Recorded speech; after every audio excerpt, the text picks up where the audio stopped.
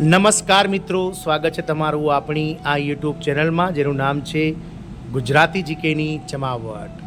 તો મિત્રો, ગત રોજ આપ સૌ જાણો છો તે પ્રમાણે સુપ્રીમ કોર્ટ દ્વારા દેશભરના 50 લાખ કરતાં વધારે આઉટસોર્સિંગ કોન્ટ્રાક્ટ કર્મચારીઓ માટે અતિ મહત્વપૂર્ણ નિર્ણય લેવામાં આવ્યો હતો। સુપ્રીમ કોર્ટ દ્વારા તમામ રાજ્ય સરકારો અને કેન્દ્ર સરકારોને જે છે તે મિત્રો ટકોર કરવામાં આવી છે કે 5 વર્ષ કે તેથી વધુ એક જ જગ્યાએ વધારેથી નોકરી કરતા 5 વર્ષથી વધારે સમયથી નોકરી કરતા આઉટસોર્સ કર્મચારી કોન્ટ્રાક્ટ કર્મચારીને કાયમી કર્મચારી જેવા લાભ મળવા જોઈએ મિત્રો।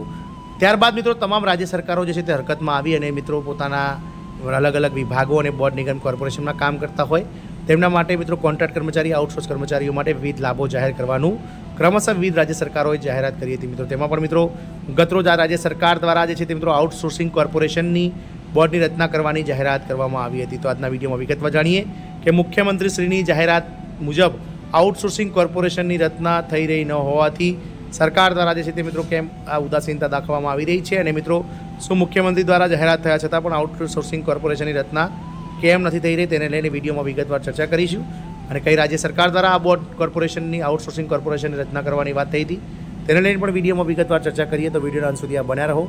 જો આપ અમારી ચેનલમાં નવા હોય તો અમારી ચેનલને લાઇક શેર સબસ્ક્રાઇબ કરી બાજુમાં રહેલું બેલ આઇકોન દબાવી ઓલ નોટિફિકેશન ઓન કરી લો। તો મુખ્યમંત્રીશ્રીની જાહેરાત મુજબ આઉટસોર્સિંગ કોર્પોરેશનની રચના થઈ રહી નથી।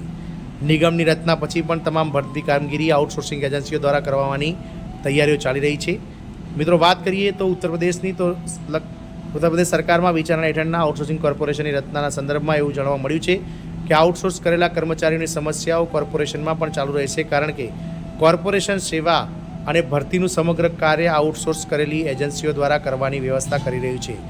મળતી માહિતી મુજબ જોઈન્ટ હેલ્થ આઉટસોર્સિંગ કોન્ટ્રાક્ટ કર્મચારી સંઘ વતી ઉત્તર પ્રદેશ સરકારના મુખ્ય સચિવને સૂચનપત્ર મોકલવામાં આવે છે।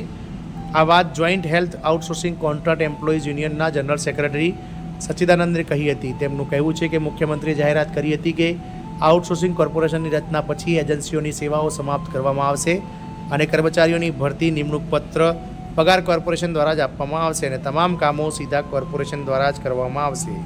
આનાથી સરકારનો જીએસટી અને સર્વિસ ચાર્જ બચશે પરંતુ હાલમાં મળી રહેલી વિવિધ માહિતી મુજબ કોર્પોરેશનના તમામ કામ ફક્ત સર્વિસ પ્રોવાઈડર પેઢી દ્વારા જ કરાવવાની જોગવાઈઓ કરવામાં આવી રહી છે જે યોગ્ય નથી। આમ મુખ્યમંત્રી દ્વારા જે જાહેરાત કરાઈ છે તેનો અમલ ક્યાંય થઈ રહ્યો નથી। સચ્ચિદાનંદે જણાવ્યું હતું કે આ પહેલાં પણ ઘણી કોર્પોરેશનોએ આઉટસોર્સિંગ સેવા પ્રદાન કરતી કંપનીઓની નોંધણી કરાવીને કામ કરાવ્યું હતું જેમાં કર્મચારીઓનું શોષણ કરવામાં આવતું હતું અને પગારની મોટી રકમની ઉચાપત કરવામાં આવતી હતી।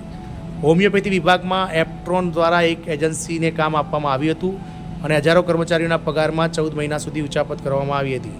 આવા ઘણા કિસ્સાઓ પહેલાં પણ બન્યા છે। કોર્પોરેશનની રચના ઘોષણાપત્ર અનુસાર હોવી જોઈએ અને અન્યથા કોર્પોરેશનની કોઈ જરૂર નથી।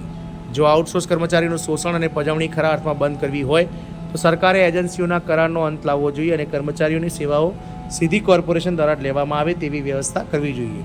સરકારને મોકલવામાં આવેલા પ્રસ્તાવમાં રાજ્ય મહામંત્રી સચ્ચિદાનંદ મિશ્રાએ માંગ કરી છે કે કર્મચારીઓની નિમણૂક અને પગાર ચૂકવણી સીધી નિગમ દ્વારા કરવામાં આવે।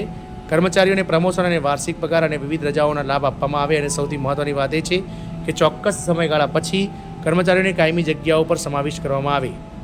સમિતિ દ્વારા નક્કી કરાયેલ પગાર ધોરણનો લાભ પણ તબીબી શિક્ષણ વિભાગમાં સમાવેશ થવો જોઈએ અને કર્મચારીઓને તેમની સેવાઓ અનુસાર સમયાંતરે પ્રોત્સાહનો અને બોનસ આપવામાં આવવા જોઈએ। તેમણે કહ્યું હતું કે આ બાબતે સરકારને પત્ર મોકલવામાં આવ્યો છે અને ટૂંક સમયમાં કર્મચારી સંગઠનનું એક પ્રતિનિધિ મંડળ નિગમની રચના કરી રહેલા મુખ્ય સચિવને પણ મળશે। આમ મિત્રો, સરકાર દ્વારા મુખ્યમંત્રીની જાહેરાત થયા છતાં પણ હજુ આઉટસોર્સિંગ કર્મચારીઓને પ્રાઇવેટ સંસ્થાઓ દ્વારા કામ લેવાતા હોવાથી મિત્રો કર્મચારી ગણ જે નારાજ છે। જય હિન્દ, અસ્તુ।